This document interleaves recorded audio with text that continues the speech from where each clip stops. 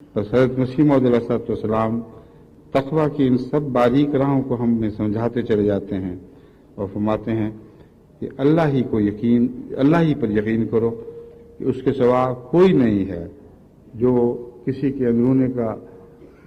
اندرونے کی حقیقت سے آگاہ ہو سکے. بس تم محاسبہ کرتے رہو، لیکن ہمیشہ اللہ سے پناہ مانگو اور شیطان سے ڈرتے ہوئے اسی کی طرف مائل ہو. اگر تم ایسا کرو گے، فرماتے ہیں، وہ ضرور تمہاری مدد کرے گا.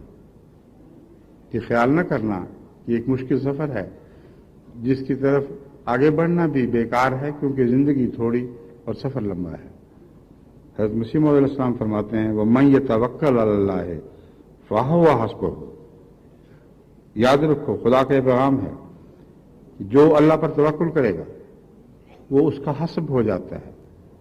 بس توکل علی اللہ کا عام مضمون تو آپ یہ سمجھتے ہیں کہ کسی تجارت کی خواہش کی، کوئی دنیا کی ترقی چاہیے، اللہ پہ توکل کر لیا.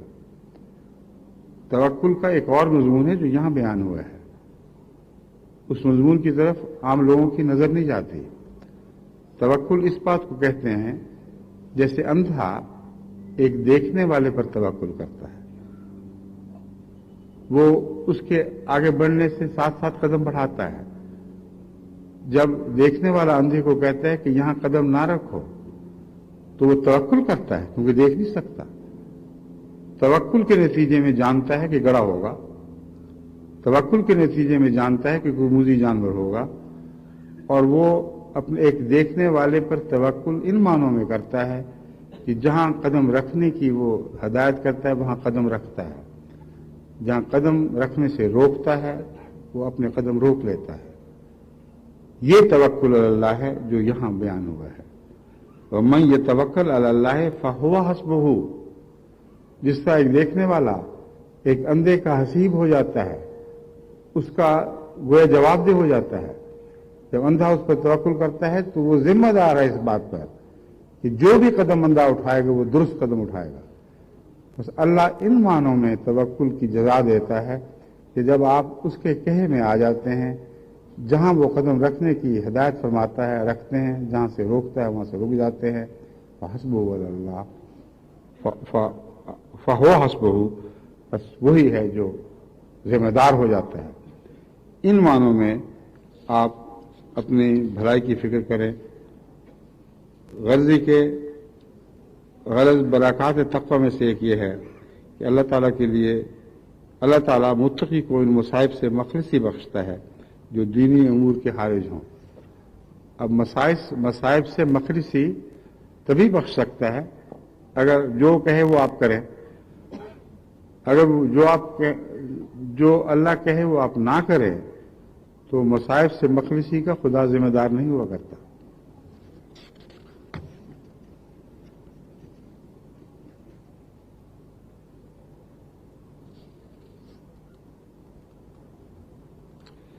اسی مضمون کو حضرت مسیح موعود علیہ الصلوۃ والسلام ایک حدیث کے حوالے سے یوں پیش فرماتے ہیں کہ میرا بندہ نوافل کے ذریعے میرے قریب ہوتا چلا جاتا ہے یہاں تک کہ میں اس سے محبت کرنے لگتا ہوں. جب میں اس سے محبت کرنے لگتا ہوں تو میں اس کے کان بن جاتا ہوں جن سے وہ سنتا ہے، اور اس کی آنکھیں بن جاتا ہوں جن سے وہ دیکھتا ہے، اور اس کا ہاتھ بن جاتا ہوں جس سے وہ پکڑتا ہے، اور اس کے پاؤں بن جاتا ہوں جن سے وہ چلتا ہے. اور اگر مجھ سے وہ کوئی سوال کرتا ہے تو میں سے اس کا جواب دیتا ہوں. اگر وہ میری پناہ چاہتا ہے تو میں ضرور اسے پناہ دیتا ہوں. ہم نہ آنکھیں رکھتے ہیں نہ کان رکھتے ہیں، لیکن اگر اللہ کے سپرد اپنے آپ کو کر دیں اور اللہ کے نور سے دیکھنے لگیں تو یہ ایمان اور تقوی کی تعریف ہے. اگر ہمارے کان خدا کی آواز سن کر اس کے مطابق گرد و پیش پر یقین کریں کہ جیسا ہمیں بتایا گیا ہے ویسا ہی ہے، تو آپ کے کان گویا خدا کے کان ہو جائیں گے. حضرت مسیح موعود علیہ السلام اس موقع پر یہ حدیث استعمال کر کے یہ بیان کرنا چاہتے ہیں کہ تمہارے ہاتھ بھی خدا کے ہو جائیں، تمہارے پاؤں بھی خدا کے ہو جائیں. یعنی جہاں خدا ہاتھ اٹھائے وہاں تمہارا ہاتھ اٹھ جائے، جہاں خدا پاؤں آگے بڑھائے وہاں تمہارے پاؤں آگے بڑھیں، جہاں خدا تمہارے پاؤں روک دے وہاں تمہارے پاؤں رک جائیں، تو ان معنوں میں خدا آپ کا حسیب ہو جاتا ہے۔ پھر جو بھی تم کرتے ہو، مسیح موعود علیہ السلام فرماتے ہیں، اس پر خدا نگران اور ذمہ دار بن جاتا ہے۔ پھر تم سوئے ہوئے بھی ہو تو وہ جاگتا ہے اور تمہارے دشمنوں کا قلع خمہ کرتا ہے۔ تو اس پہلو سے یہ بہت ہی اہم نصیحت ہے کہ اپنے آپ کو خدا کے سپرد کر دیں، اسی میں آپ کی پناہ ہے، اسی میں ہماری پناہ ہے، اور اس سے باہر سب بدامنی ہے۔ مسیح موعود علیہ السلام فرماتے ہیں، تم ایسے متقی بنو کہ جو تمہارے پاس آئے وہ بھی پناہ میں آ جائے۔ ایسے متقی نہ بنو کہ خود اپنے آپ کو پناہ دے رہے ہو، لیکن پہلے اپنے آپ کو پناہ دینا لازم ہے۔ اپنے آپ کو جب خطرات سے بچاؤ گے، پھر خدا تمہیں توفیق عطا فرمائے گا کہ لوگ تمہاری پناہ میں آنے لگیں گے۔ ظاہر بات ہے، اگر آپ کا دیکھنا خدا کا دیکھنا ہو، اگر آپ کا سننا خدا کا سننا ہو، آپ کے ہاتھ خدا کے، آپ کے پاؤں خدا کے، تو جو بھی آپ کی حفاظت اور امن میں آئے گا وہ خدا کی حفاظت اور امن میں آئے گا۔ ان معنوں میں آپ فرماتے ہیں، متقی کے پاس جو آ جاتا ہے وہ بھی بچایا جاتا ہے۔ لوگ بہت سی مصائب میں گرفتار ہوتے ہیں لیکن متقی بچائے جاتے ہیں، بلکہ ان کے پاس جو آ جاتا ہے وہ بھی بچایا جاتا ہے۔ یہاں میں ضمناً حضرت مسیح موعود علیہ السلام کے طرز کلام سے متعلق آپ کو متعارف کرا دوں کہ بعض لوگ جو بیرونی اردو دان بنے پھرتے ہیں، وہ حضرت مسیح موعود علیہ السلام کی بعض تحریروں پر تذکیر و تانیث پر اعتراض کرتے ہیں، حالانکہ وہ نہیں سمجھتے کہ حضرت مسیح موعود علیہ السلام بعض دفعہ تذکیر و تانیث میں عربی کا اصل لفظ زیر نظر رکھتے ہیں جو قرآن کریم میں مذکور ہو، اور بعض دفعہ عرف عام کے کلام میں اس کا ذکر کرتے ہیں۔ مصائب نازل ہوتے ہیں اردو میں عام طور پر کہا جاتا ہے، مگر مسیح موعود علیہ السلام مصائب نازل ہوتی ہیں بھی کہتے ہیں، کیونکہ ذہن میں وہ مصیبت ہے جس کی جمع مصائب ہوا کرتے ہیں۔ آپ فرماتے ہیں لوگ بہت سی مصائب میں گرفتار ہوتے ہیں، بس بہت سی مصائب سے مراد یہ ہے وہ مصیبتیں جن کا حوالہ قرآن کریم میں دیا گیا ہے، جن کی جمع مصائب ہے، ان میں جب وہ گرفتار ہوتے ہیں تو متقی بچائے جاتے ہیں، بلکہ ان کے پاس جو آ جاتا ہے وہ بھی بچایا جاتا ہے۔ مصائب کی کوئی حد نہیں، انسان کا اپنا اندر اس قدر مصائب سے بھرا ہوا ہے کہ اس کا کوئی اندازہ نہیں۔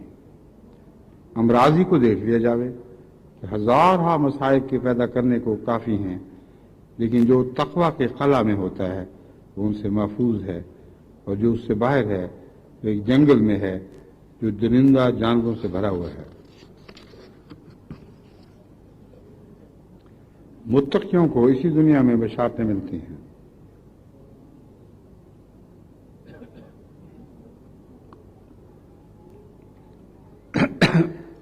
سچ دنیا میں اس متقیوں کی اسی دنیا میں بشارتیں سچے خوابوں کے ذریعے ملتی ہیں۔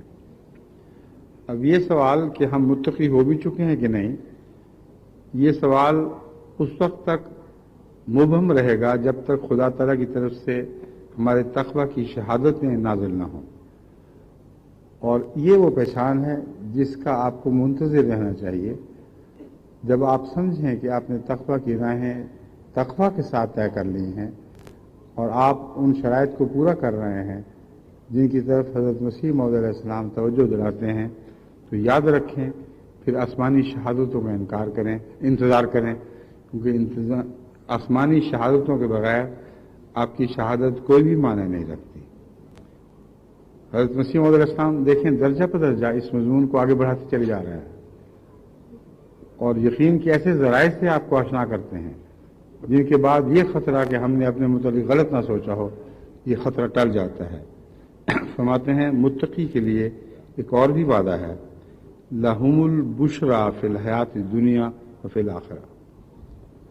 ایک متقی کے لیے قرآن کریم کا وعدہ ہے کہ ان کے لیے دنیا کی زندگی میں بھی ایک بشارت ہے اور آخرت میں بھی بشارت ہے۔ ان کو مرنے کا انتظار نہیں کرنا پڑے گا یہ دیکھنے کے لیے کہ میں خدا کے حضور متقی ٹھہرایا جاتا ہوں کہ نہیں۔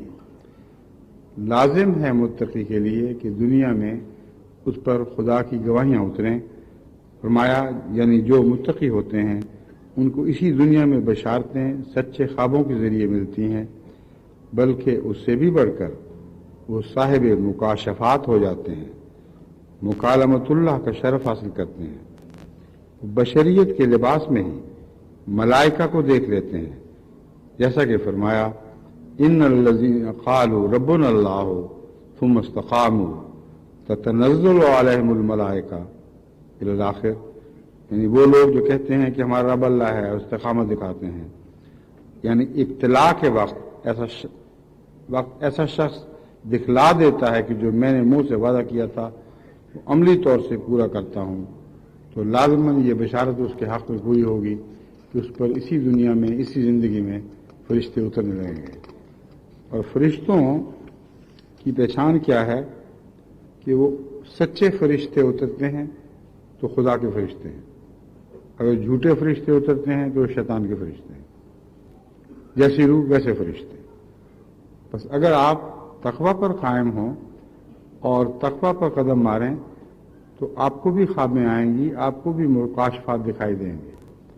لیکن ایک دھوکہ اور بھی ہے، وہ یہ کہ بعض بد بھی جو اپنے آپ کو اچھا سمجھتے ہیں وہ بھی خوابیں دیکھتے ہیں اور مکاشفات دیکھتے ہیں اور سمجھ بیٹھتے ہیں کہ ہمیں تمام روحانی مراتب حاصل ہو گئے۔ امر واقعہ یہ ہے کہ متقی کی خوابیں اس دنیا میں سچی نکلتی ہیں، وہ آئندہ کی باتیں دیکھتا ہے اور بتاتا ہے، اور بعینہ ہی اسی طرح وہ باتیں پوری ہو جاتی ہیں۔ متقی کے مکاشفات بالکل سچے نکلتے ہیں، جو وہ دیکھتا ہے ویسے ہی دنیا بن جاتی ہے، گویا اس کے مکاشفات دنیا کو ڈھال رہے ہیں، حالانکہ وہ اللہ کا ارادہ ہے جو دنیا کو ڈھالتا ہے۔ بس دنیا جس طرز پر آتی چلی جاتی ہے اس کے متعلق خدا تعالیٰ کا ارادہ پہلے ہی سے متقی کو آگاہ فرما دیتا ہے۔ پھر الہامات کا ذکر ہے غرض کہ اس طرح مومن کے لیے محض ایک فردہ وعدہ ہی نہیں کہ وہ مرنے کے بعد اپنے تقوی کو دیکھ لے گا، اس دنیا میں بھی مومن اپنے تقوی کو دیکھ لیتا ہے اور اس کے پھل کھانے لگتا ہے اور اس سے اس کا اطمینان اور یقین بڑھتا ہے۔ بہت سی اور بھی برکات ہیں جو متقی کو ملتی ہیں، مثلا سورہ فاتحہ میں جو قرآن کریم کے شروع میں ہے، اللہ تعالیٰ مومن کو ہدایت کرتا ہے کہ وہ دعا مانگیں اہدنا الصراط المستقیم صراط الذین انعمت علیہم غیر المغضوب علیہم ولا الضالین، یعنی ہمیں وہ راہ سیدھی بتلا ان لوگوں کی جن پر تیرا انعام و فضل ہے۔ یہ اس لیے سکھلائی گئی ہے کہ انسان عالی ہمت ہو کر اس سے خالق کا منشا سمجھے، اور وہ یہ ہے کہ امت بہائم کی طرح زندگی بسر نہ کرے بلکہ اس کے تمام پردے کھل جائیں، جیسے کہ شیعوں کا عقیدہ ہے کہ ولایت 12 اماموں کے بعد ختم ہو گئی، برخلاف اس کے اس دعا سے یہی ظاہر ہوتا ہے کہ خدا نے پہلے سے ارادہ کر رکھا ہے کہ جو متقی ہو اور خدا کی منشاء کے مطابق ہے تو وہ ان مراتب کو حاصل کر سکے جو انبیاء اور اصفیاء کو حاصل ہوتے ہیں۔ اس سے یہ بھی پایا جاتا ہے کہ انسان کو بہت سے قوا ملے ہیں جنہوں نے نشو و نما پانا ہے اور بہت ترقی کرنا ہے۔ اس سے یہ بھی ثابت ہوتا ہے کہ انسان کو بہت سے قوا ملے ہیں جنہوں نے نشو و نما پانا ہے اور ترقی کرنا ہے۔ مراد یہ ہے کہ تم اگر اپنے نفس کو پاک اور صاف کر کے ٹٹولو گے تو تم حیران ہو جاؤ گے کہ تمہارے بہت سے قوا بغیر استعمال کے پڑے ہیں، اور چونکہ وہ بے استعمال ہیں اس لیے رفتہ رفتہ وہ اپنی طاقت کھوتے چلے جاتے ہیں۔ جب خدا تعالیٰ اعلیٰ منازل کی طرف بلا رہا ہے، یعنی تقویٰ کی آخری راہوں کی طرف جو نبیوں کی راہیں ہیں، تو صاف ثابت ہوا کہ اللہ تعالیٰ کے نزدیک یہ قوا ہر مومن کو ملے ہوئے ہیں، اور لیکن وہ ان قوا سے پورا فائدہ نہیں اٹھاتا۔ بس جب تقویٰ کی راہ پر چلو گے تو لا متناہی ترقی کی راہیں سامنے کھلی ہوئی دکھائی دیں گی، لیکن ان سے استفادہ کے لیے ایاک نستعین ضروری ہے۔ اللہ سے مدد مانگیں اور وہ مدد آپ کے سوئے ہوئے خابیدہ آپ کی سوئی ہوئی خابیدہ صلاحیتوں کو جگا دے گی، اور یہ دعا آپ کو بیدار کر کے ان کے اپنے اندر موجود ہونے کا احساس دلائے گی، اور اس کے نتیجے میں جیسے ایک اچھی چیز پر انسان اطلاع پاتا ہے تو اسے استعمال کرتا ہے، آپ اپنی ان صلاحیتوں پر اطلاع پا کر انہیں استعمال کریں گے، اور اللہ تعالیٰ کے فضل سے آپ کو ہر تقویٰ کے اعلیٰ مقام کی طرف حرکت کی توفیق نصیب ہوگی۔ فرماتے ہیں جو متقی ہو وہ خدا کی منشا کے مطابق ہے، تو وہ ان مراتب کو حاصل کر سکے جو انبیاء اور اصفیاء کے ہوتے ہیں۔ عالی ہمت انسان جب رسولوں اور انبیاء کے حالات سنتا ہے تو چاہتا ہے کہ وہ انعامات جو اس پاک جماعت کو حاصل ہوئے اس پر نہ صرف ایمان ہی ہو بلکہ اسے بتدریج ان نعماء کا علم الیقین، عین الیقین اور حق الیقین ہو جاوے۔ یہ جو تین اصطلاحیں حضرت مسیح موعود علیہ السلام نے فرمائی ہے، ان اصطلاحوں کی تفصیل آپ کو حضرت اقدس مسیح موعود علیہ السلام کی کتاب اسلامی اصول کی فلسفی میں ملتی ہے۔ میں امید رکھتا ہوں کہ اکثر جماعت نے خصوصیت سے اس سال اس کتاب کا مطالعہ کیا ہوگا، اگر نہیں کیا تو اب یاد رکھیں کہ اسلامی اصول کی فلسفی کے مطالعہ کے بغیر آپ کو اپنی صلاحیتوں کو اجاگر کرنے کی توفیق نہیں مل سکتی۔ اتنی باریک نظر سے، اتنی تفصیل سے حضرت مسیح موعود علیہ السلام نے انسانی صلاحیتوں پر نظر ڈالی اور ان کے مطابق، اس نظر کے مطابق آپ کو اپنی نظر سے دکھلا دیا کہ یہ صلاحیتیں کیا چیز ہیں۔ اس کے باوجود اب آنکھیں بند رکھیں تو یہ سراسر نقصان کا سودا ہے۔ میں امید رکھتا ہوں کہ آپ اسلامی اصول کی فلسفی پڑھنے کی طرف بھی توجہ دیں گے، اور جو نہیں پڑھ سکتے ان کے لیے اپنی اپنی جماعتوں میں عمرہ ویڈیوز کا انتظام کریں، آڈیوز کا انتظام کریں۔ آڈیو کا انتظام اس لیے، ویڈیو کا نہیں بلکہ آڈیو کا اس لیے بہتر ہوگا کہ ایسے لوگ کار میں چلتے چلتے آڈیو لگا سکتے ہیں اور بیہودہ گانوں کی بجائے اسلامی اصول کی فلسفی پر غور کر سکتے ہیں۔ اس طرح کثرت کے ساتھ پڑھے بغیر، اور وہ لوگ بھی جو پڑھنا نہیں جانتے وہ خدا تعالیٰ کے فضل کے ساتھ اس کے مطالب سے آگاہ ہوں گے۔ جب ان پڑھ لوگ، ناسمجھ لوگ اس کتاب کو سنیں گے تو ان پر یہ بات بھی اجاگر ہوگی کہ اس کا بار بار سننا ان کے لیے ضروری ہے۔ ایک دفعہ سنیں گے کچھ اور مطلب نکالیں گے، دوسری دفعہ سنیں گے کچھ اور مطلب نکالیں گے، یہاں تک کہ بعض بہت زیرک اور صاحب علم دوستوں نے بھی جب اسلامی اصول کے فلسفی کے ترجمے کی کوشش کی تو کئی جگہ ٹھوکر کھائی، یعنی اس وجہ سے کہ اس پورے مضمون کو سمجھ نہیں سکے، اور جو بیان کیا وہ غلط انگریزی تو نہیں تھی مگر غلط مضمون ضرور تھا۔ تو اس پہلو سے ہم نے دوبارہ اشاعت سے پہلے تمام اسلامی اصول کے فلسفی کو بغور دیکھا۔ بہت سے علماء کو میں نے متوجہ کیا کہ آپ جن جن جگہوں پر کوئی مشکل دیکھتے ہوں میرے پاس آئیں، ہم مل کر بیٹھیں گے اور اس مشکل کو مضمون کے پہلے اور بعد میں آنے والی عبارتوں سے کی مدد سے حل کریں گے۔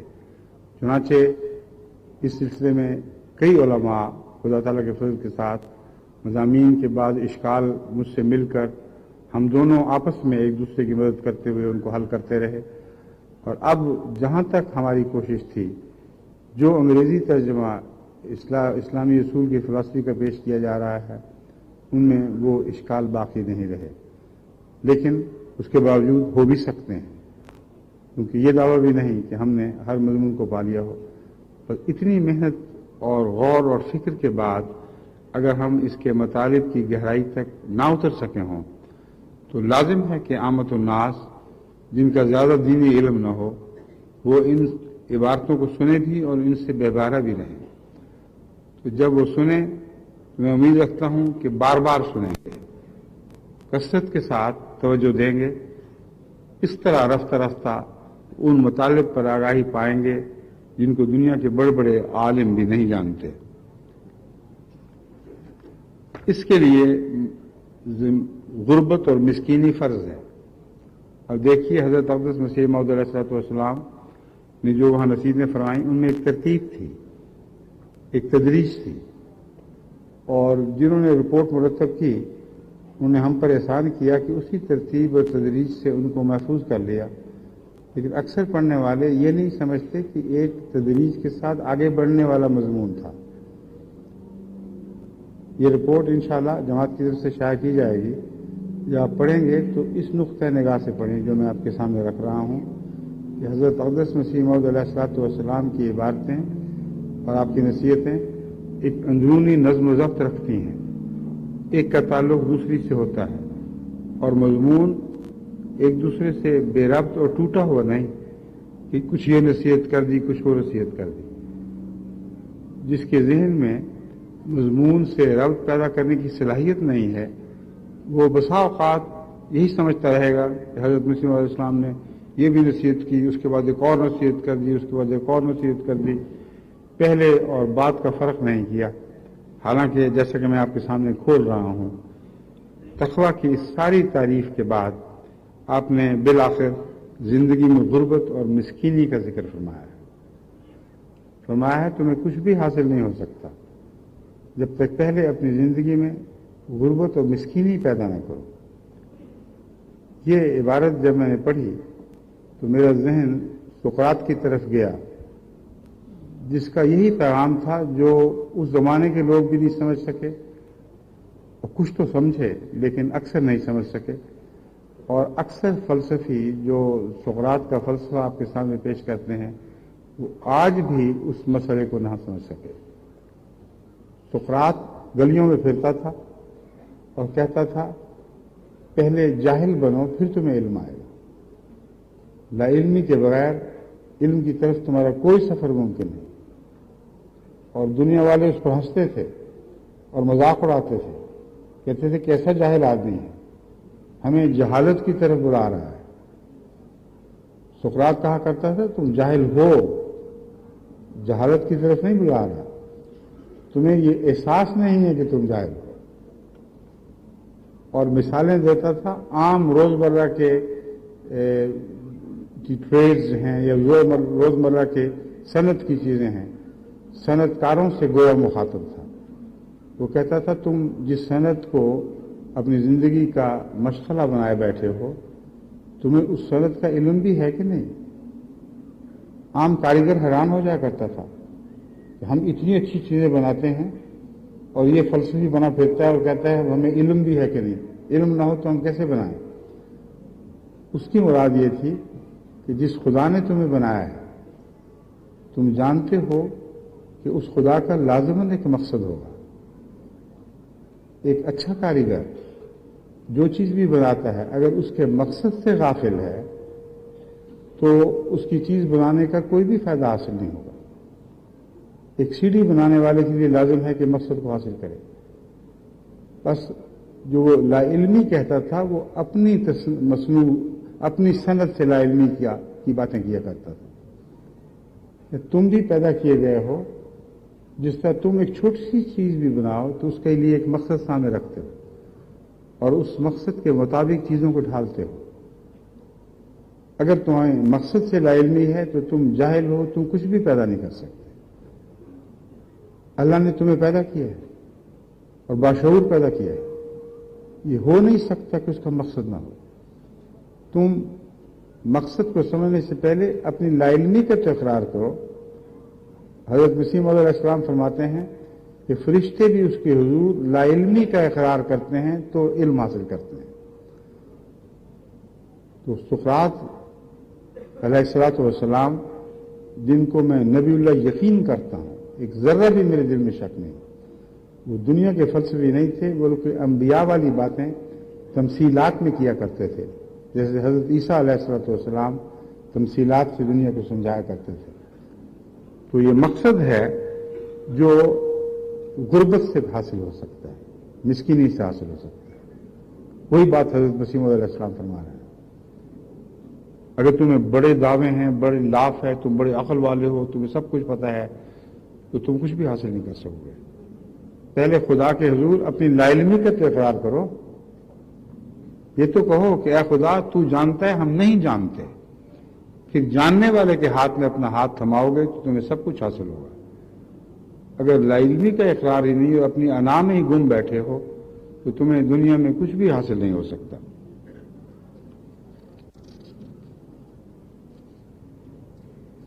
اور اسی کے نتیجے میں غربت اور مسکینی کے نتیجے میں ایک قرآن کی ایک ایسی تعلیم کی طرف حوالہ دیا ہے جس کی طرف حوالہ دے کر آپ کو سمجھانا ضروری ہے، مگر مسیح موعود علیہ الصلوۃ والسلام اس سے بہت اعلیٰ مطلب حاصل فرما رہے ہیں۔ فرماتے ہیں بعض آدمی بڑوں کو مل کر بڑے ادب سے پیش آتے ہیں، لیکن بڑا وہ ہے جو مسکین کی بات کو مسکینی سے سنے۔ اگر تمہارے اندر مسکینی ہوگی تو مسکین کی بات کو کان لگا کر اس کی عزت افزائی کرتے ہوئے اس کی بات کو سنو گے۔ فرمایا تم بڑے ہوگے اگر تم مسکین بنو، اگر مسکین کی بات کو توجہ سے سنو گے تو تم بڑے ہو، اگر بڑے کی بات کو مسکینی سے سنو گے تو یہ بڑائی نہیں، یہ جہالت ہے، کیونکہ تم اس کے بڑے ہونے کی وجہ سے اس کی باتیں سن رہے ہو، باتوں کی میں حکمت کی تلاش کی خاطر نہیں سن رہے۔ ایک مسکین بھی بعض دفعہ بہت حکمت کی باتیں کرتا ہے، بس اگر تمہیں حکمت کی تلاش ہے تو ہر مسکین کی طرف کان لگاؤ اور دیکھو کہ شاید وہ تمہاری بھلائی کے لیے کوئی بات کرے۔ فرمایا بڑا وہ ہے جو مسکین کی بات کو مسکینی سے سنے، اس کی دلجوئی کرے، اس کی بات کی عزت کرے، کوئی چڑ کی بات منہ پر نہ لاوے کہ جس سے اسے دکھ پہنچے۔ خدا تعالیٰ فرماتا ہے وَلَا تَنَابَزُوا بِالْأَلْقَابِ بِئْسَ الْاسْمُ الْفُسُوقُ بَعْدَ الْإِيمَانِ وَمَن لَّمْ يَتُبْ فَأُولَٰئِكَ هُمُ الظَّالِمُونَ۔ تم ایک دوسرے کا چڑ کے نام نہ لو۔ یہ فعل فساق اور فجار کا ہے۔ جب تم ایک دوسرے کا چڑ کا نام لیتے ہو تو تم نے اپنے نفس کی برتری اور بڑائی کو اس کے اوپر نافذ کیا ہے اور یقین کیا ہے کہ تم اس سے بہتر ہو اور وہ اس سے اعلیٰ ہو۔ فرمایا ایسے انسان شاید نہیں سمجھتے کہ وہ فساق اور فجار میں ہیں۔ جو شخص کسی کو چڑھاتا ہے وہ نہ مرے گا جب تک وہ خود اسی طرح مبتلا نہ ہوگا۔ اپنے بھائیوں کو حقیر نہ سمجھو، جب ایک ہی چشمہ سے کل پانی پیتے ہو تو کون جانتا ہے کہ کس کی قسمت میں زیادہ پانی پینا ہے۔ ایک ہی چشمہ یعنی اللہ کی معرفت کا چشمہ ہے، اللہ کی عظمت اور کبریائی کی چشمہ ہے۔ جب تم سب خدا ہی کے محتاج ہو تو تمہیں کیا پتا کہ تمہیں زیادہ فیض نصیب ہوگا یا تمہارے بھائی کو زیادہ فیض نصیب ہوگا۔ فرمایا کون جانتا ہے کہ کس قسمت میں زیادہ پانی پینا ہے۔ مکرم و معظم کوئی دنیاوی اصولوں سے نہیں ہو سکتا، مکرم و معظم کوئی دنیاوی اصولوں سے نہیں ہو سکتا۔ خدا تعالیٰ کے نزدیک بڑا وہ ہے جو متقی ہے۔ ان اکرمکم عند اللہ اتقاکم ان اللہ علیم خبیر۔ اللہ کے نزدیک تمہیں سب سے زیادہ معزز وہ ہے جو سب سے زیادہ متقی ہو۔ یقین اللہ تعالیٰ بہت جاننے والا اور سب سے زیادہ باخبر ہے۔ یہ جو مختلف ذاتیں ہیں یہ کوئی وجہ شرافت نہیں، خدا تعالیٰ نے محض عرف کے لیے ذاتیں بنائیں، اور آج کل تو صرف بعد چار پشتوں کے حقیقی پتہ لگانا ہی مشکل ہے۔ یعنی چار پشتوں تک تو شاید آپ پہچان لیں کہ یہ شخص قریشی نہیں بلکہ جلحا تھا، لیکن چار پشتیں پہلے تک کا سفر آپ کر نہیں سکتے، اس لیے کوئی پتہ نہیں کہ کون سا جلحا کس زمانے میں قریشی بنا۔ لیکن تم نے جلاہی کی جو بے عزتی کی، اس بے عزتی کی وجہ سے تم ایک فرضی قریشی کی عزت کرو گے، حالانکہ جلاہی کی بے عزتی کرنا تمہاری اپنی حقارت کا نشان تھا۔ بس فرمایا تم ایسے کام میں نہ پڑو جو تم کر ہی نہیں سکتے، تم ذاتوں کا علم لگا ہی نہیں سکتے۔ انسانی کردار کو دیکھ لو، کتنا گندا کردار ہے۔ ہزاروں سال میں کتنے ہی بدکار انسانی نسلوں میں پائے جاتے ہیں، ان کی وجہ سے ذاتوں نے پتہ نہیں کیا کیا منہ موڑے ہیں، کون کون سے رخ اختیار کیے ہیں، اور پھر آگے ان کے سلسلے چلے، ان کے تعلقات بڑھے تو ذاتوں پر انحصار کا کوئی جواز ہی نہیں، مگر نیکیوں پر انحصار کا انحصار کا جواز ہے۔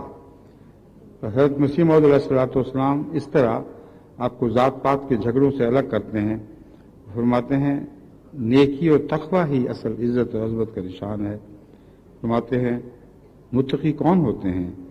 خدا کے کلام سے پایا جاتا ہے کہ متقی وہ ہوتے ہیں جو حلیمی اور مسکینی سے چلتے ہیں، وہ مغرورانہ گفتگو نہیں کرتے، ان کی گفتگو ایسی ہوتی ہے جیسے چھوٹا بڑے سے گفتگو کر رہا ہو۔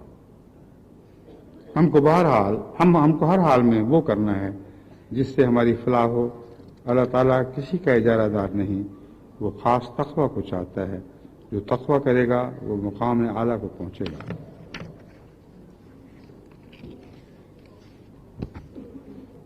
تقوی کے اس مضمون کی باریکیوں کو سمجھا کر، اس کے سارے مراحل سے آپ کو آگاہ کر کے، پھر حضرت مسیح موعود علیہ الصلوۃ والسلام توحید کا مضمون بیان فرماتے ہیں۔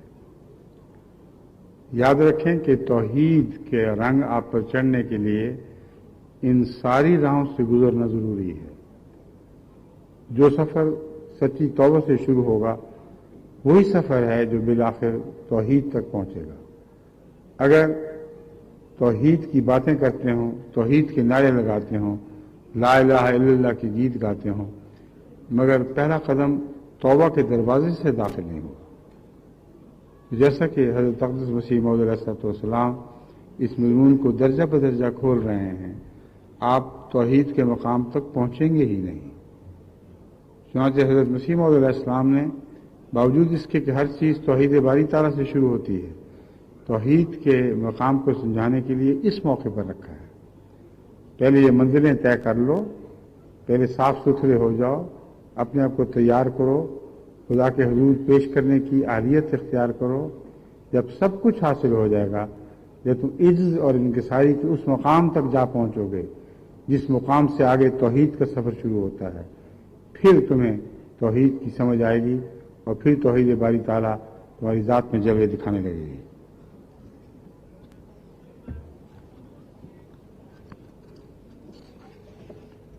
توحید باری تعالیٰ کے متعلق ایک مختصر سا اقتباس میں آپ کے سامنے رکھتا ہوں، جس اقتباس میں ساری ہی باتیں آ جاتی ہیں۔ فرماتے ہیں پس میں اپنے دوستوں کو اطلاع دیتا ہوں کہ خوب یاد رکھو اور دل سے سنو اور دل میں جگہ دو کہ اللہ تعالیٰ جیسا کہ اس نے اپنی کتاب قرآن کریم میں اپنے وجود اور توحید کو پرزور اور آسان دلائل سے ثابت کیا ہے، ایک برتر ہستی اور نور ہے۔ وہ لوگ جو اس زبردست ہستی کی قدرتوں اور عجائبات کو دیکھتے ہوئے بھی اس کے وجود میں شکوک ظاہر کرتے اور شبہ کرتے ہیں، سچ جانو کہ بڑے ہی بدقسمت ہیں۔ اللہ تعالیٰ نے اپنی زبردست ہستی اور مختصر وجود کے اس بات کے متعلق فرمایا ہے افی اللہ شک فاطر السماوات والارض، اللہ کے بارے میں شک ہے جس نے زمین اور آسمان کو پیدا کیا۔ اب اس زمانے کے لوگ غالباً اس پرانی دلیل کی حقیقت اور اس کی گہرائی کو نہیں سمجھ سکتے تھے۔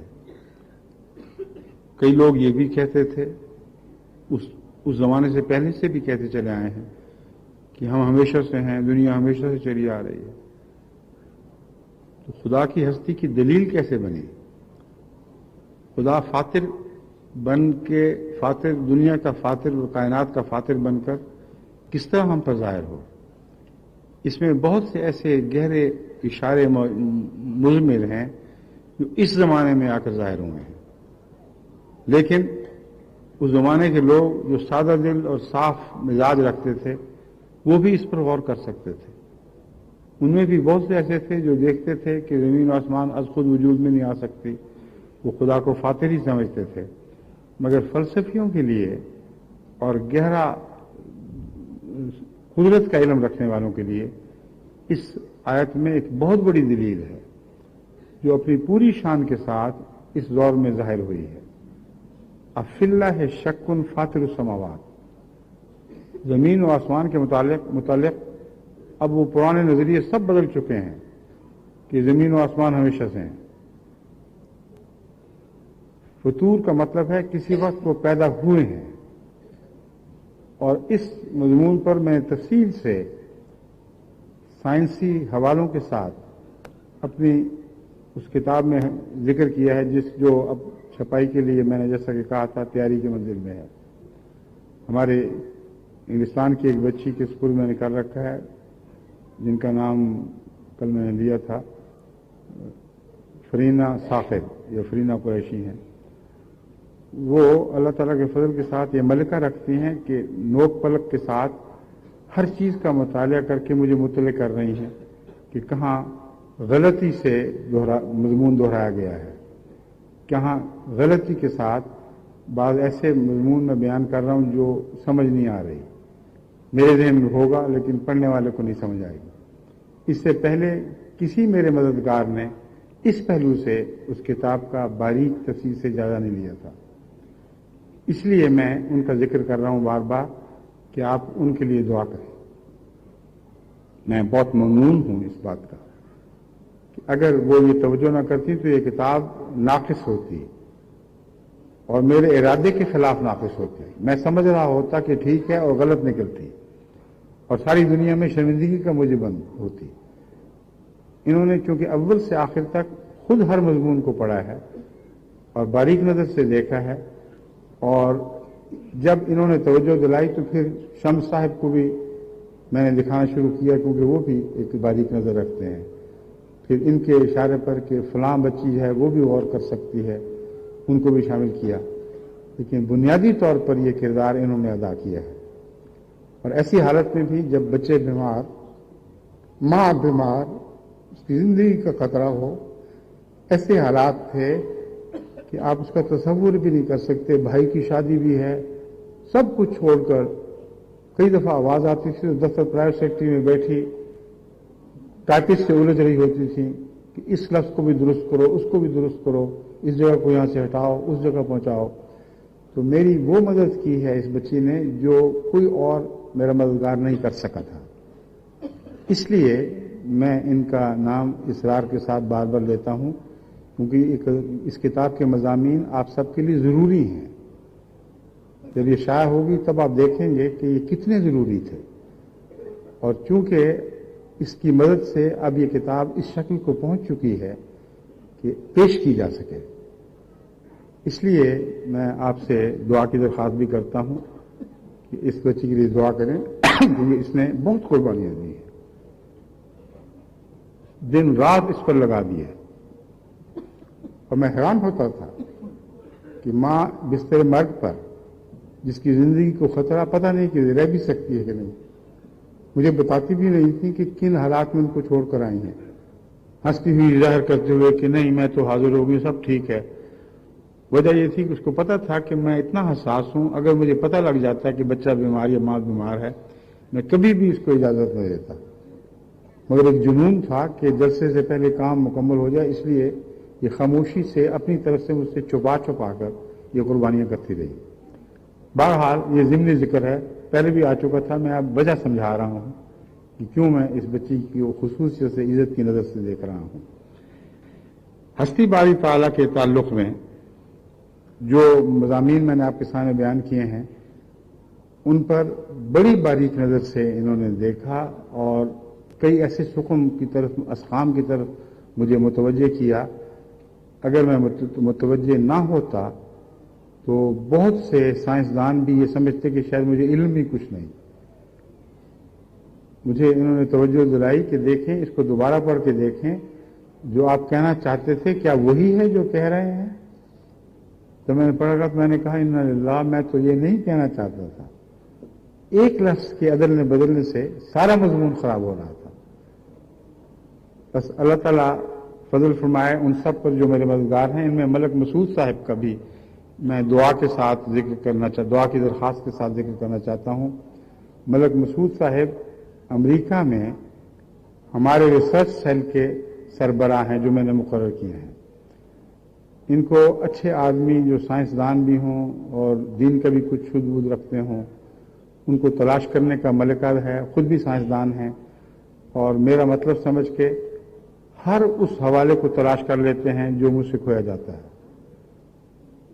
اور عجیب بات ہے کہ یہ سارے مضامین جو میں 10-15-20 साल से कहीं पढ़ चुका था, वो आज की तहकीक से दोबारा ये दिखा रहे हैं मुझे कि अब नई तहकीक फिर दोबारा उन्हीं बातों की तौसीक कर रही है जो आपने इशारा किया था कि 20 साल मैंने पढ़ी, 20 साल पहले मैंने पढ़ी थी और मुझे ढूंढ के निकाल के दिखाएं।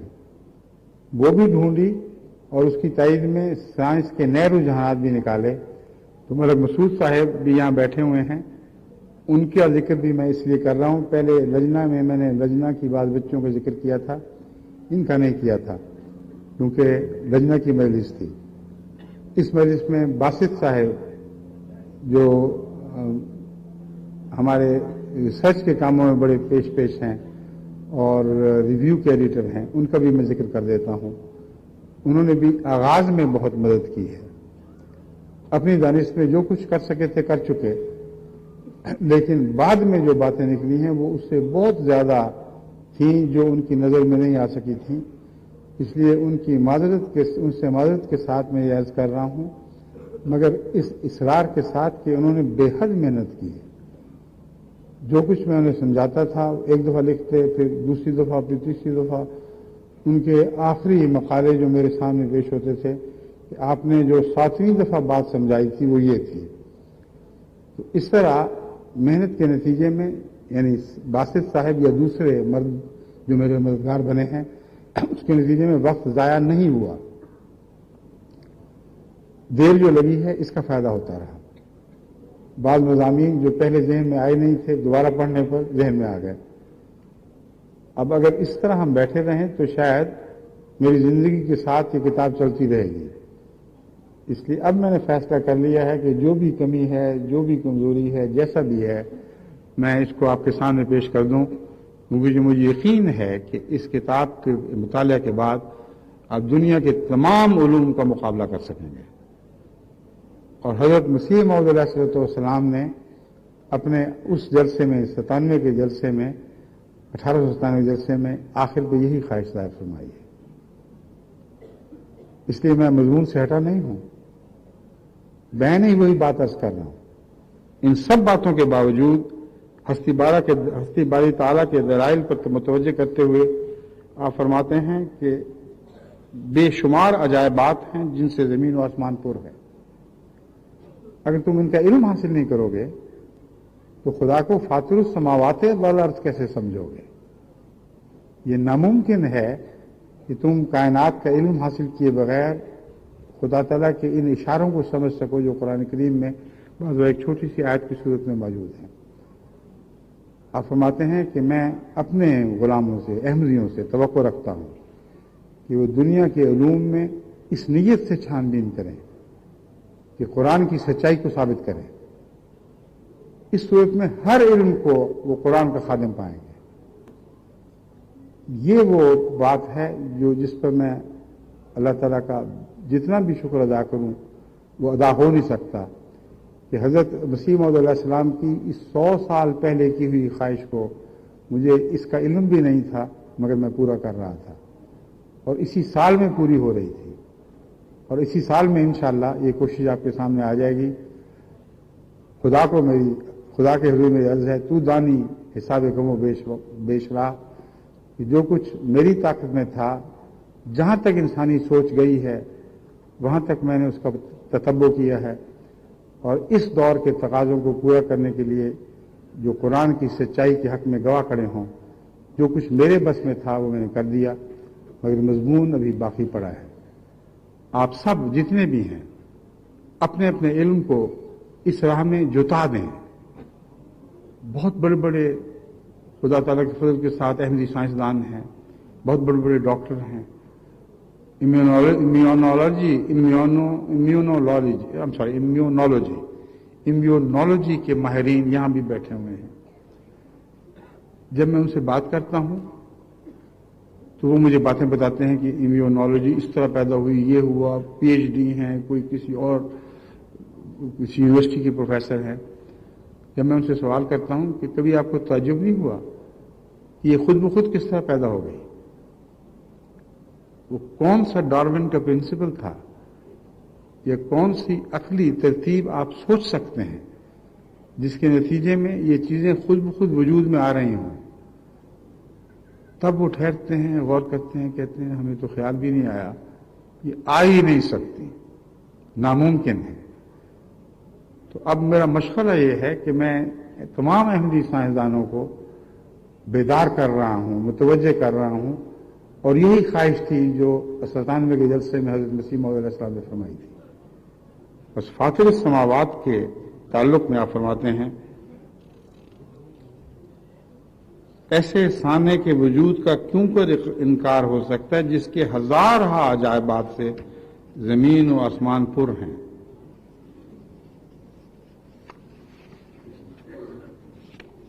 بس یقیناً سمجھ لو کہ قدرت کے ان عجائبات اور صنعتوں کو دیکھ کر بھی، جن میں انسانی ہاتھ، انسانی عقل و دماغ کا کام نہیں، اگر کوئی بے وقوف خدا کی ہستی اور وجود میں شک لائے تو وہ بدقسمت انسان شیطان کے پنجے میں گرفتار ہے، اور اس کو استغفار کرنا چاہیے۔ خدا کی ہستی کا انکار دلیل اور رویت کی بنا پر نہیں، بلکہ اللہ جل شانہ کی ہستی کا انکار کرنا باوجود مشاہدہ کرنے کے اس کی قدرتوں کے اور عجائبات، مخلوقات اور مصنوعات کے جو زمین و آسمان میں بھرے پڑے ہیں، بڑی ہی نابینائی ہے۔ اب ہمارے صاحب علم اگر اسی طرح مر گئے اور انہیں وہ کچھ نہ دیکھا جو مسیح موعود علیہ السلام نے سائنس کی تفاصیل نہ جاننے کے باوجود دیکھ لیا، تو بڑی محرومی ہوگی۔ اس لیے آپ سب لوگ اپنے علوم کو خدا کے لیے اس طرح وقف کر دیں جیسے بیل کی جوڑی کو جوتا جاتا ہے۔ ایک اعلیٰ حاصل مقصد کرنے کے لیے آپ اسے جوتتے ہیں، اسے تکلیف دیتے ہیں، اس سے زمین پھاڑتے ہیں، مقصد یہ ہے کہ اس سے کچھ پیدا ہو۔ تو آپ کی تمام تر صلاحیتیں، میں یہ اعلان کرتا ہوں کہ ان سب منازل سے گزریں گے جو اب میں بیان کر چکا ہوں، تو لازماً خدا کے حضور اسی طرح جوتی جائیں گی۔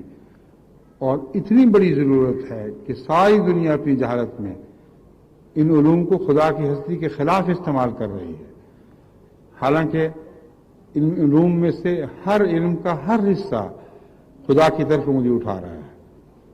تو اللہ تعالی ہمیں فاطر السماوات والارض کی حقیقت سے دنیا کو آشنا کرنے کی توفیق عطا فرمائے۔ اس مضمون کے بعد، توحید کو سمجھانے کے بعد، حضرت اقدس محمد مصطفیٰ حضرت صلی اللہ علیہ وآلہ وسلم کا ذکر کرتے ہیں۔ دیکھو کیسی عمدہ ترتیب ہے۔ جب تک توحید خالص تک انسان نہ پہنچے، رسول اللہ علیہ وسلم کے وجود کو پہچان بھی نہیں سکتا۔ یہ ناممکن ہے کہ اللہ تعالیٰ کسی ایسے شخص کو، محمد رسول اللہ کو پہچاننے کی توفیق دے جسے خدا کو پہچاننے کی توفیق دیں۔ رسول اللہ علیہ وسلم خدا سے پہچانے جائیں گے، اور خدا کی ہستی کے سفر کی طرف، خدا کی ہستی میں سفر کی طرف حضرت مسیح موعود نے اشارہ فرما کر آپ کو توحید کے مقام تک پہنچا دیا۔ فرمایا توحید سے موحد اعظم پیدا ہوگا، یعنی محمد مصطفیٰ صلی اللہ علیہ وآلہ وسلم، اور آپ کی تمام صفات کو آپ توحید کے ذریعے سے پہچان سکیں گے، ورنہ رسول اللہ علیہ وسلم کی باتیں سب بیکار اور تصور اور کہانیاں ہوں گی۔ حضرت صلی اللہ علیہ وآلہ وسلم کی چند باتیں جو حضور نے پیش فرمائی میں آپ کے سامنے رکھتا ہوں۔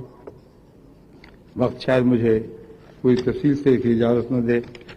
رسول اللہ صلی اللہ علیہ وآلہ وسلم کے ذکر کے بعد پھر آپ صحابہ کی بات کرتے ہیں، جو کیسی عظیم شان ترتیب ہے جو اس 8 روزہ جلسے میں مسیح موعود کی تقاریر میں شامل تھی۔ صحابہ کرام کے بعد ابرار اخیار کی باتیں کرتے ہیں، اترنا شروع ہوئے۔ پہلے ترقی شروع کی ہے مضمون میں اور خدا تک پہنچا، پھر دنا فتح اللہ کا رنگ اختیار کیا، خدا سے محمد رسول اللہ پر اترا، اور یہ مضمون محمد رسول اللہ سے صحابہ میں پھیلا، اور صحابہ سے پھر ابرار اور اخیار، نیک لوگوں کے ذکر پر منتج ہو گیا۔ پھر حضرت مسیح موعود علیہ السلام قرآن کریم کے خزائن کے اعجاز ہونے کا ذکر کرتے ہیں، اور قرآن کریم کے خزائن کے اعجاز ہونے پر وہ پہلی باتیں بھی دال ہیں جو میں آپ کے سامنے بیان کر چکا ہوں، مگر اس کی ترتیب میں اس وقت آپ کے سامنے رکھ رہا ہوں، مگر بیان کرنے کی توفیق شاید ابھی نہ ملے۔ جرمنی کے جلسے میں جو کچھ بھی مجھے موقع ملا میں انشاءاللہ پیش کر دوں گا۔ ان باتوں کے بعد پھر انسان عقل کی وجہ سے مکلف ہے، یہ مضمون شروع ہو گیا ہے۔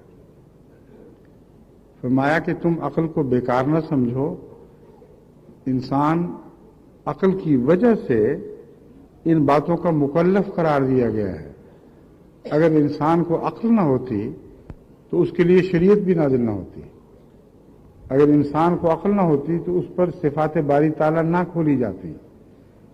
اس لیے عقل کو سیکل کرو، جتنا صاحب عقل ہوگے اتنا ہی زیادہ تم فطرت کے رازوں کو صحیح طور پر پڑھ سکو گے اور سمجھ سکو گے، کیونکہ عقل کے بغیر ایک قدم بھی رشد و ہدایت کی طرف اٹھانا ممکن نہیں۔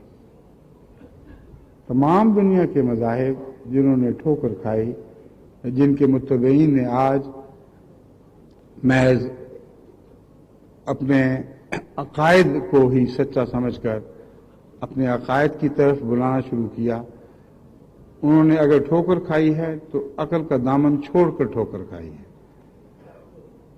یہ ایک ایسا اصول ہے جس سے آپ ہمیشہ کار فرما دیکھیں گے، اس کو اپنے پلے باندھ لیں۔ قرآن کریم کی سچائی یا آپ کے عقائد کی سچائی عقل کی کسوٹی کے بغیر ممکن نہیں ہے، اور قرآن کریم کی ہر بات عقل کے مطابق ہے۔ یہ مضمون ہے جو حضرت مسیح موعود علیہ الصلوۃ والسلام قرآن کے بعد بیان فرما رہے ہیں۔ اگر تم نے قرآن پڑھنا ہے تو پہلے یقین کرو کہ قرآن کی ہر بات عقل کے مطابق ہے، پھر کھوج لگاؤ گے تو تمہیں قرآن میں عقل کے سوا اور کچھ دکھائی نہیں دے گا۔ تصویر کتاب جو میں نے تحریر کی تھی، لکھنی شروع کی تھی، یہی مضامین اپنے اندر رکھتی ہے، اور بار بار جب میں اس کو پڑھتا ہوں تو میں حیران رہتا ہوں کہ کس طرح حضرت مسیح موعود علیہ الصلوۃ والسلام کے ایک ادنا خادم کو 100 سال کے بعد ان تمناؤں کو پورا کرنے کی توفیق ملی ہے جو 1897 میں حضرت مسیح موعود علیہ السلام اپنی جماعت سے رکھ رہے تھے۔ اس کتاب کا عنوان ہی یہ ہے، revelation, rationality, knowledge and truth. اگر ریشنلٹی میں کوئی سچائی ہے تو ریویلیشن کو ریشنل ہونا چاہیے، اور بغیر ریشنلٹی کے ریویلیشن کی کوئی حقیقت نہیں ہے۔ یہ دونوں چیزیں مل کر نالج اور ٹروتھ پیدا کرتی ہیں۔ یہ وہ مضمون ہے جو عقل کا تعلق قرآن سے باندھ رہا ہے، اور آپ یہ دیکھ کر حیران ہوں گے کہ ہر بات جو قرآن کریم کی بیان ہوئی ہے وہ تمام تر ریشنلٹی سے مبنی ہے۔ یہاں تک کہ بعض لوگ میرے سوال و جواب میں جب میں اس باتوں کا ذکر کرتا ہوں ان میں غور کرتے ہوئے یہ سوال اٹھاتے ہیں کہ یہ تو معتزلہ میں سے معلوم ہوتا ہے۔ ایک عرب دوست نے جو فرانس سے تشریف لائے تھے اپنی مرضی سے سوال جواب میں کہا کہ ہمیں اس کا جواب بتائیں کہ بعض غیر جو صاحب علم و فہم ہیں جب آپ کی سوال جواب کی مجالس سنتے ہیں تو کہتے ہیں یہ معتزلہ میں سے ہے۔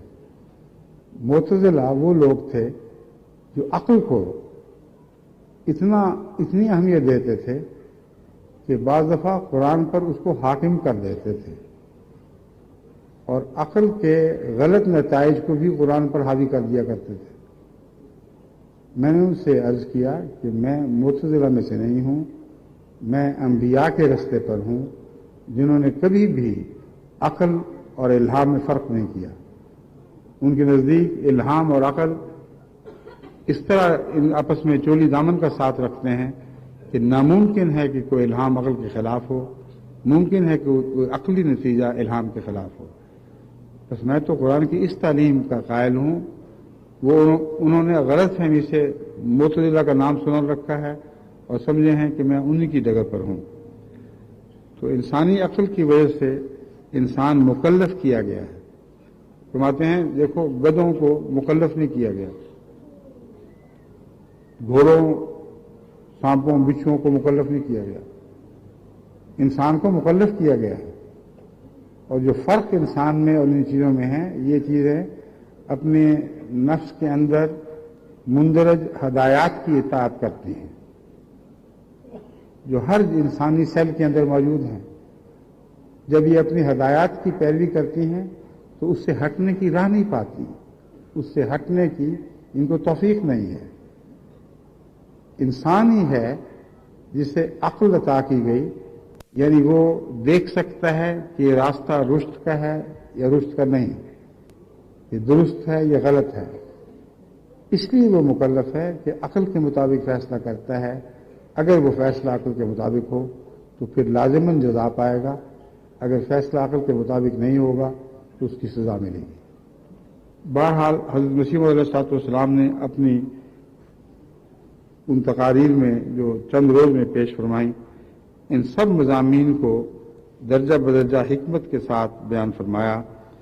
جب عقل کی بات فرمائی تو پھر دعا کی طرف متوجہ کیا، فرمایا عقل اندھی ہے اگر نیر الہام۔ یہ مضمون حضرت مسیح موعود علیہ السلام نے مضمون کے رنگ میں، شعر کے رنگ میں نہیں، مضمون کے رنگ میں بیان فرمایا ہے کہ انسانی عقل تو کچھ بھی نہیں دیکھ سکتی اگر الہام کا سورج نہ ہو۔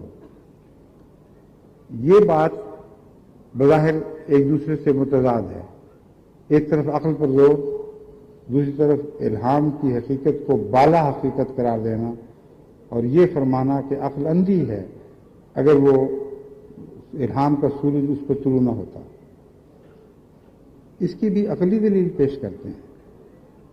آپ فرماتے ہیں انسانی عقل اس کے احساس کے تاروں سے ملی ہوئی ہے۔ انسانی عقل کا خلاصہ اس کی 5 قوتیں ہیں، یعنی دیکھنے کی قوت، سننے کی قوت، چکھنے کی قوت، جسم کے احساس کی قوت۔ ان سب قوتوں کا ماحصل اگر یہ سچا پیغام دیں تو عقل بنتی ہے، لیکن اگر سماعت کے لیے صوتی لہریں پیدا نہ ہوں تو آپ کے کان کیا سنیں گے؟ اگر دیکھنے کے لیے سورج کی روشنی نہ ہو تو آپ کی آنکھیں کیا دیکھیں گی؟ اگر محسوس کرنے کے لیے کوئی چیز آپ سے مس نہیں کرتی تو آپ کیا محسوس کریں گے؟ تو اس حیرت انگیز طریق پر حضرت مسیح موعود علیہ السلام ریشنلٹی اور ریولیشن کا بظاہر بوجھ یا ایک دوسرے سے مقابلے کو حل فرما دیتے ہیں۔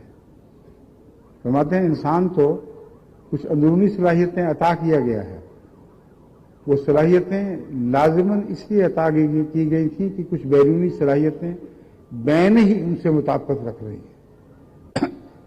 وہ بیرونی صلاحیتیں ایک حقیقت ہیں، اندرونی صلاحیتیں اس وقت حقیقت بنے گی جب بیرونی صلاحیتوں کے نتیجے میں وہ روشن ہو جائیں گی، اس کے بغیر وہ اندھی ہے۔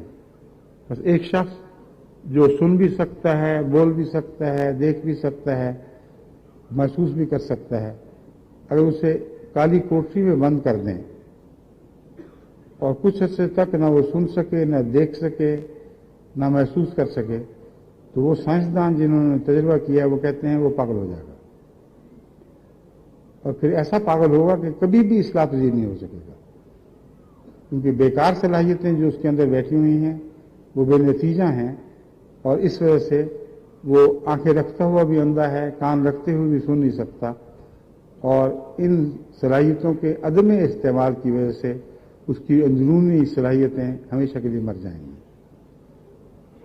یہ مضامین ہیں، دیکھو حضرت مسیح موعود علیہ السلام نے اس 97 کے جلسے میں کس طرح باریکی کے ساتھ کھولے ہیں اور ان کے تضادات دور فرمائے ہیں، ایسے کہ انسانی عقل حیرت میں ڈوب جاتی ہے کہ کس طرح حضرت اقدس مسیح موعود علیہ السلام کو نیر الہام نے روشن کر دیا تھا، آپ کی عقل کو روشن کر دیا، آپ کے اندرونی کو روشن کر دیا، آپ کے باطن کو، آپ کی صلاحیتوں اور صلاحیتوں کو گہرائی تک اتر کر چیزوں کی پہچاننے کی طاقت کو اللہ تعالیٰ کے الہام نے دوبالا کر دیا۔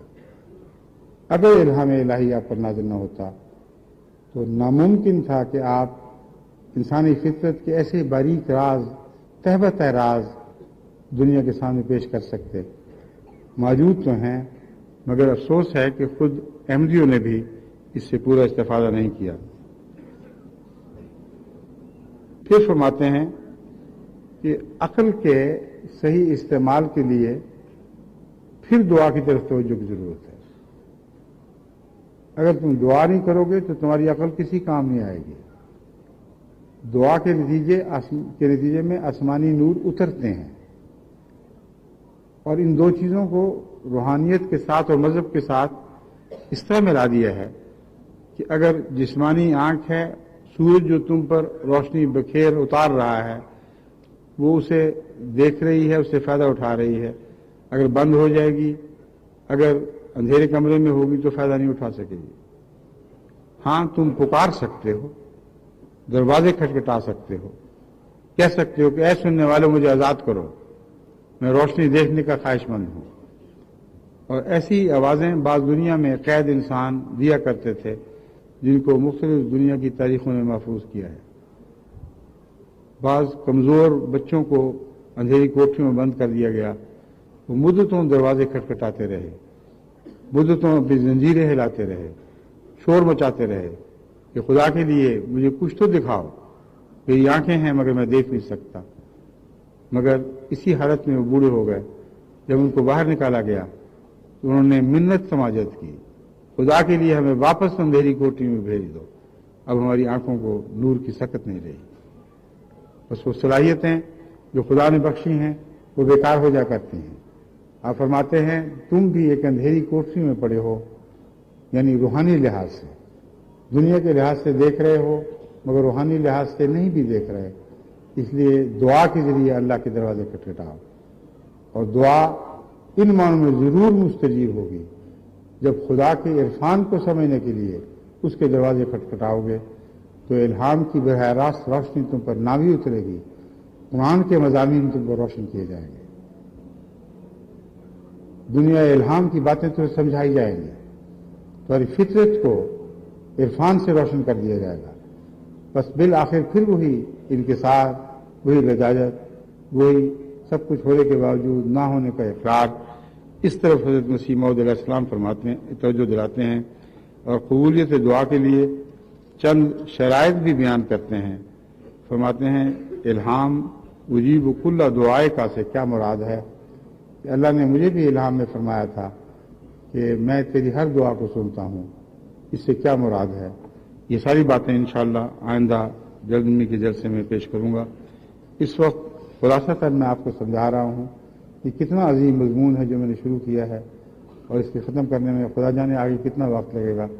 لیکن ابھی میں نے بہت اختصار سے کام لیا ہے. حضرت اقدس مسیح موعود علیہ السلام کی تحریرات کو غور سے پڑھ کر ان کے معنی کو سمجھ کر میں آپ کے لیے آسان کرنے کی کوشش کرتا ہوں.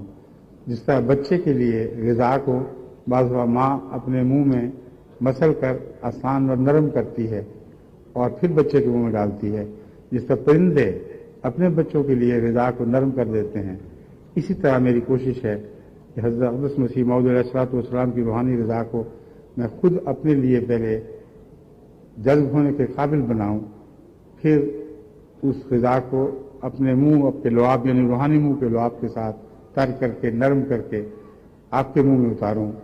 اللہ تعالیٰ آپ کو یہ توفیق عطا فرمائے کہ آپ اس سے زیادہ استفادہ کر سکیں.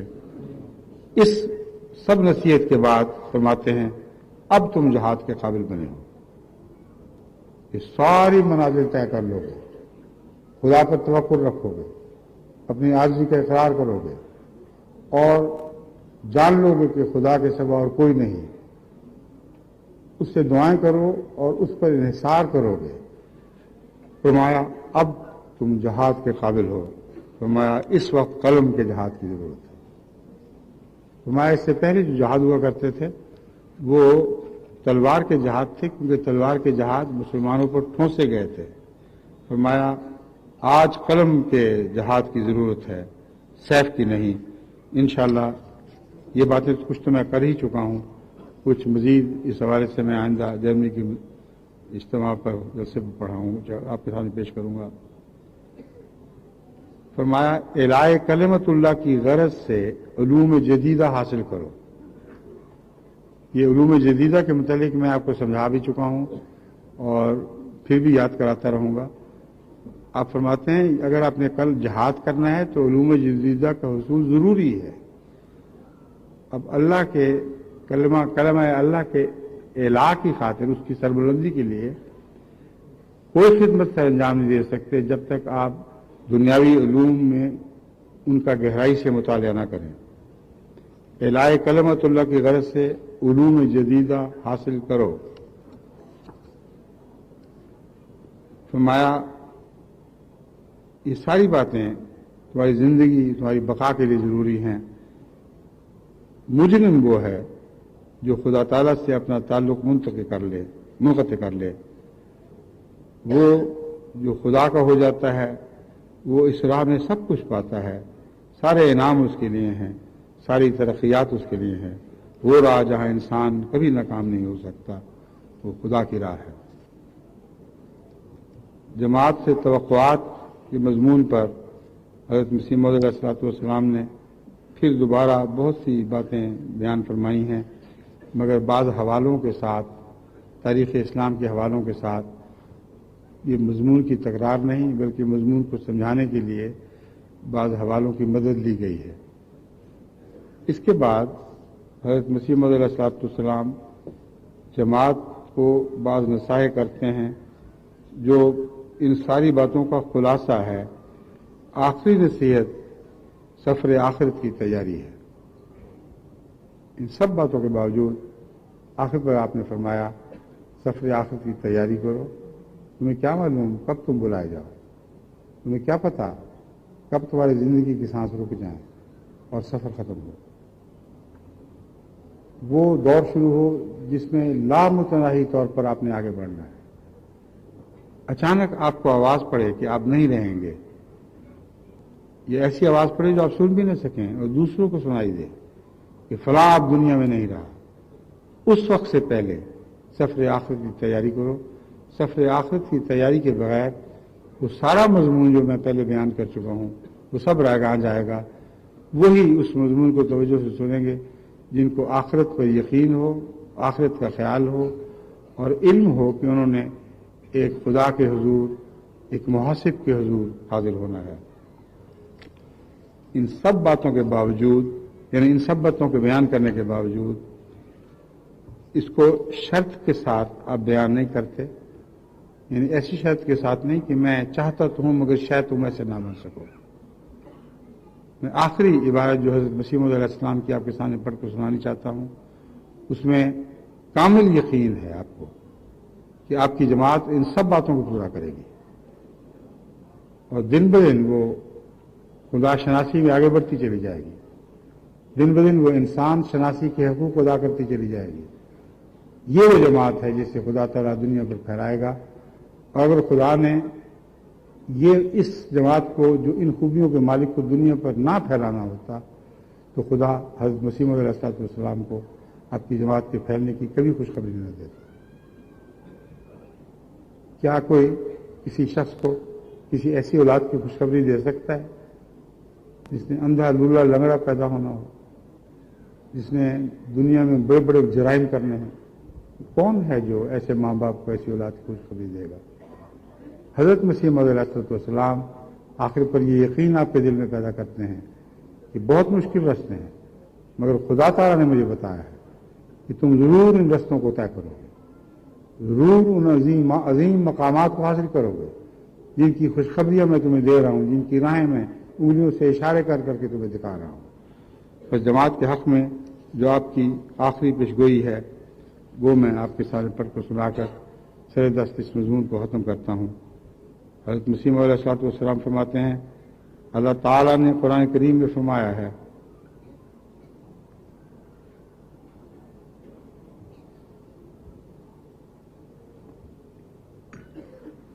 اللہ تعالیٰ نے قرآن کریم میں فرمایا ہے وَجَاعِلُ الَّذِينَ اتَّبَعُوكَ فَوْقَ الَّذِينَ كَفَرُوا إِلَىٰ يَوْمِ الْقِيَامَةِ، کہ میں ضرور ان لوگوں کو جنہوں نے تیری پیروی کی ہے، ان لوگوں پر جنہوں نے تیرا انکار کیا ہے، قیامت کے دن تک فائق کروں گا.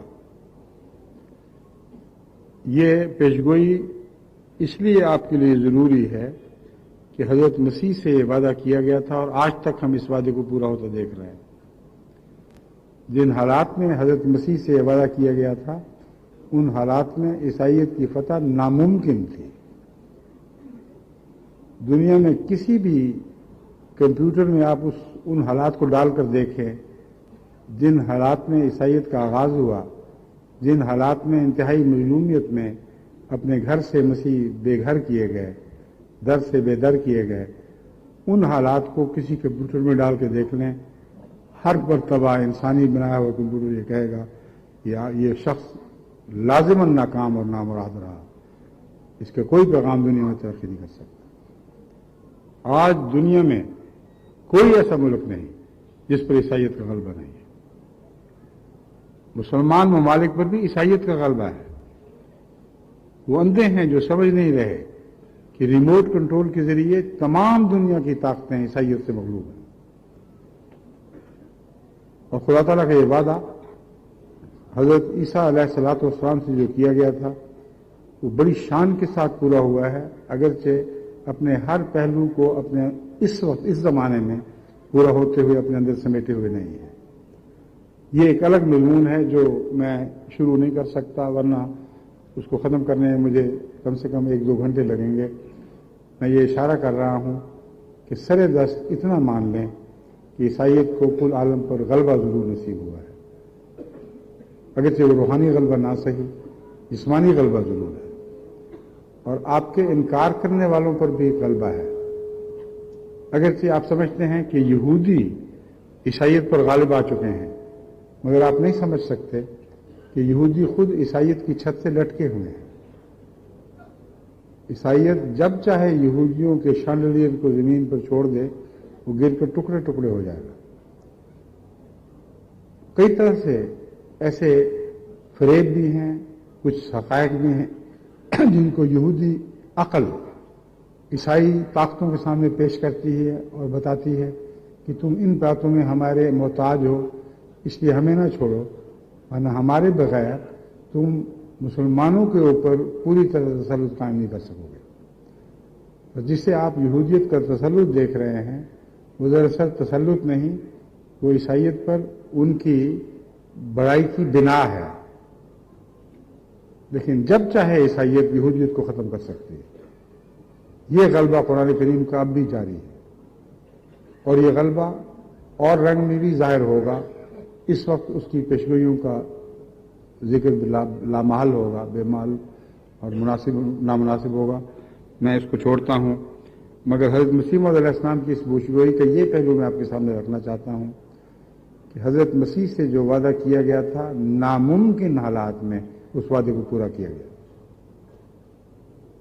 یہی الہام اسی بشارت کے ساتھ حضرت اقدس مسیح موعود علیہ السلام کو الہام ہوا، جس کا یہ مطلب ہے کہ حضرت مسیح موعود علیہ السلام کے منکرین شروع میں اپنے عددی اور جسمی غلبے کی وجہ سے شیخیاں ماریں گے، اور جگہ جگہ ملک ملک جماعت کو تنگ کریں گے اور دبائیں گے، جس طرح آغاز میں یہودی کرتے رہے۔ مگر ایک وقت ایسا آئے گا، اور قریب ہے کہ وہ وقت آ جائے، کہ خدا تعالیٰ ان کے غلبے کو مغلوبیت میں بدل دے گا، اور پھر قیامت تک جماعت احمدیہ کو حضرت مسیح کے منکرین پر ایک دائمی لازوال غلبہ حاصل رہے گا۔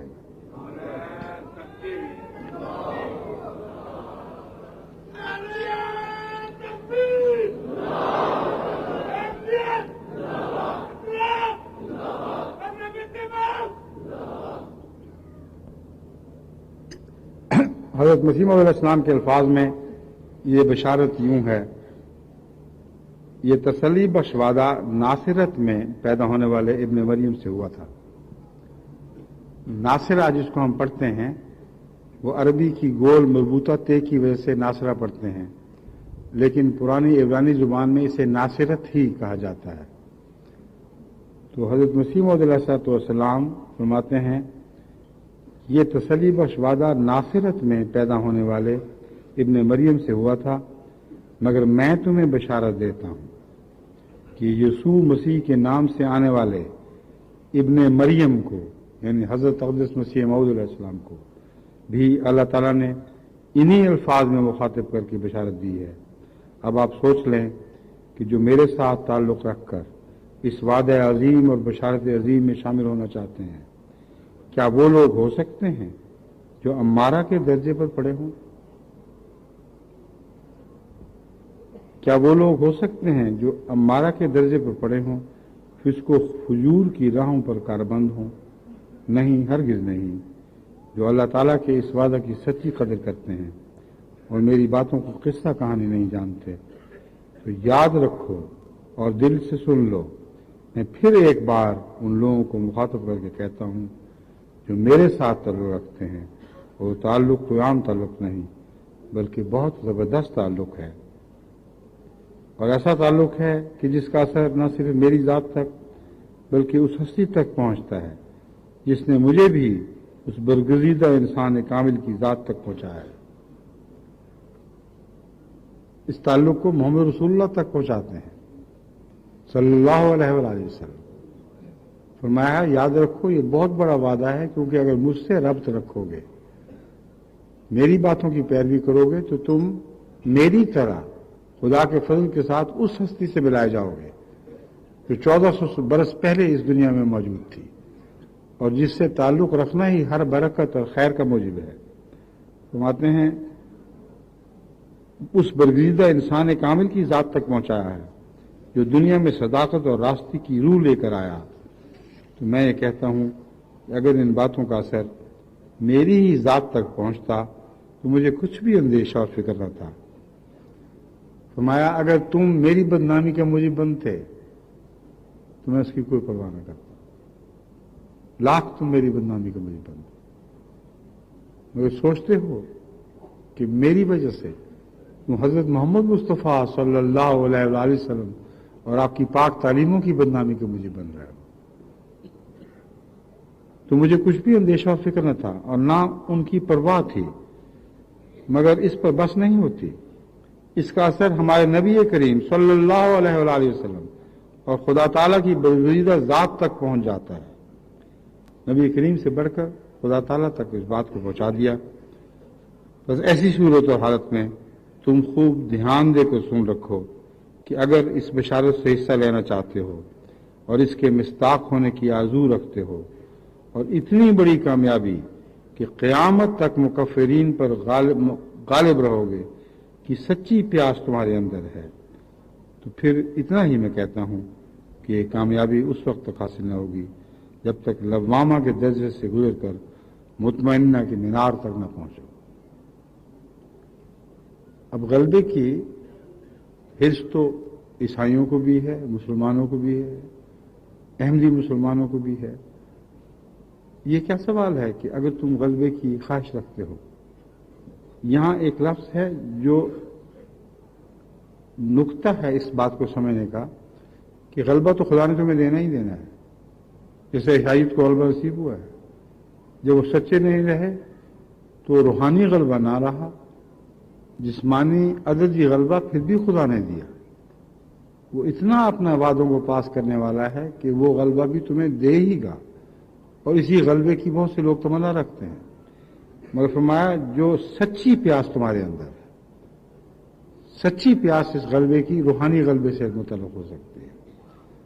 جسمانی غلبے کی کچھ بھی پرواہ نہ ہو تو پھر یہ سچی پیاس ہے جو آپ کے دل پر اللہ، رسول اور مسیح موعود کو غالب کر دے اور ان کے اخلاق کے ساتھ آپ دنیا پر فتح مند ہوں، محض اپنی ذات کے ساتھ دنیا پر فتح مند ہوں۔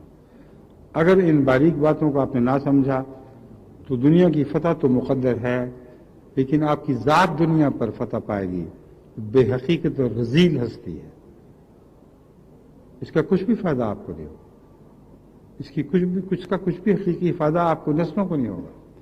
اب آپ کے بچے ان فتوحات پر فخر کریں گے جو بے معنی اور بے حقیقی ہیں، جو اگلی دنیا میں آپ کے ساتھ نہیں سفر کریں گی۔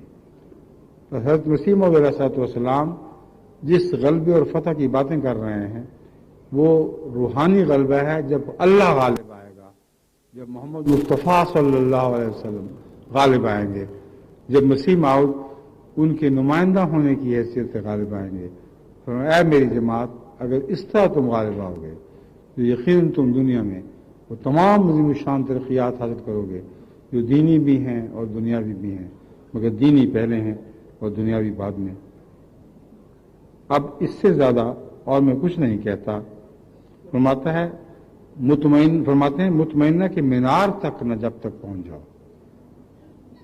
یہ بہت عظیم الشان فکر ہے۔ مطمئنہ کا مینار انسانی نفس کا اس حال تک پہنچنا ہے جہاں وہ پوری طرح اپنے رب سے راضی ہو چکی ہوتی ہے۔ فرمایا یہ ایک روشن مقام ہے جس کے لہریں دنیا میں پھیلتی چلی جاتی ہیں، اس کی روشنی سے دور دور تک کھوئے ہوئے جہاز رستہ پاتے ہیں، گمگشتہ راہ مسافر رستہ پاتے ہیں۔ فرمایا جب تم روشنی کے مینار تک پہنچو گے تب تمہاری یہ فتح کامل ہوگی جس کا مجھے وعدہ دیا گیا ہے۔ اس سے زیادہ میں کچھ نہیں کہتا کہ تم لوگ ایک ایسے شخص کے ساتھ پیوند رکھتے ہو جو معمور من اللہ ہے، بس اس کی باتوں کو دل کے کانوں سے سنو اور اس پر عمل کرنے کے لیے ہمہ تیار ہو جاؤ، تاکہ ان لوگوں میں سے نہ ہو جاؤ جو اقرار کے بعد انکار کی نجاست میں گر کر ابدی عذاب خرید لیتے ہیں۔ آئیے اب ہم مل کر دعا کرتے ہیں کہ حضرت اقدس مسیح موعود علیہ الصلوۃ والسلام کی تمام تر توقعات ہم سے اپنی پوری اعلیٰ شان کے ساتھ پوری ہوں، ہم خدا کے وہ بندے بن جائیں جو روشنی کا مینار ہوں، جسے ارد گرد کی تمام ظلمات روشنی میں تبدیل ہو جائیں۔ آئیے مل کے اس آخری دعا میں ساتھ شامل ہو جائیں۔